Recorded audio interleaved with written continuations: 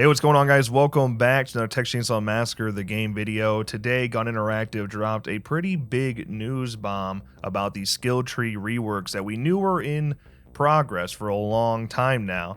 But now the first aspect of that skill tree rework is coming out on June 11th with the release of the new family member, Hands. Firstly, we are removing random nodes entirely from every playable character's skill trees. With the random node removals, a dedicated perk is replacing it. For example, the first random node to the right on Sissy's skill tree will be replaced with the perk activated.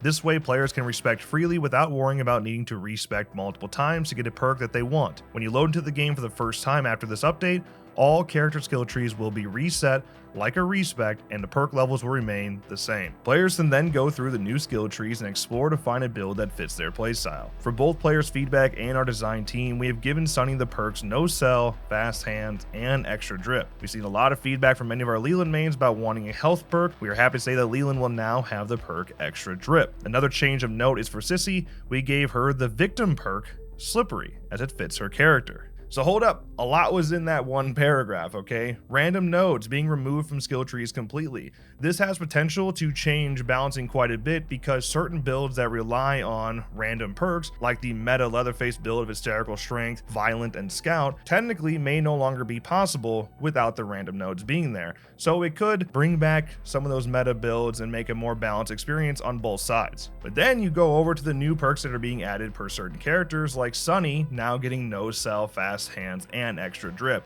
3 great perks that Sonny did not have that will take him from being what is arguably the worst victim in the game to definitely falling right into the meta alongside the other victims that you know and love. Leland, of course, getting Extra Drip. Extra Drip has been nerfed, of course, but it is still a very powerful perk, and putting on somebody like Leland could be very powerful. And then Sissy getting Slippery, a victim perk, moving over to the family side. I think that's great for Sissy personally. Of course, she doesn't get wireframe like Hitchhiker does, which allows you to go through gaps quicker, so why not make it where she gets a boost out of them? I think that's great. It'll definitely make her get used more. I mean, Sissy's kind of fallen out of the meta, except for some mains out there. I know they exist, but it's definitely not very common, especially when you have somebody like Hitchhiker who can traverse the gaps even faster. And they ended this post by saying, while this change will be a lot for the community to take in and get accustomed to, we know there may be some more still to do on this front. And so the team is still head down working further on refining perks in the game. In the near future, we have changes coming to how Grandpa perks function and unlock in game. We also be keeping an eye out for the opportunities to shift perks around, rework perks, or replace perks entirely.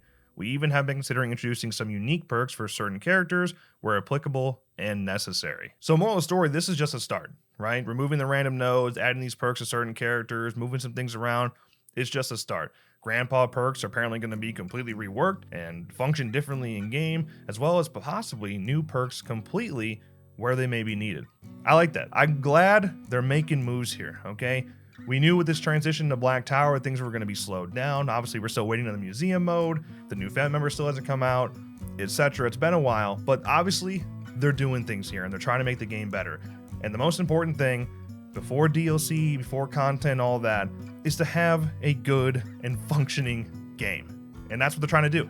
So get this game in a good place, make it where it's actually truly fun to play for everybody, including new players, and then you can jump in and just bury us with content. I hope that's the case, and I hope that's the plan. But hey, that's my thoughts. Let me know yours in the comments below. That's going to wrap up this video. If you enjoyed, make sure you drop a like and subscribe to our channel for more updates like this one. And of course, as always, thank you guys so much for watching, and I'll see you in the next one.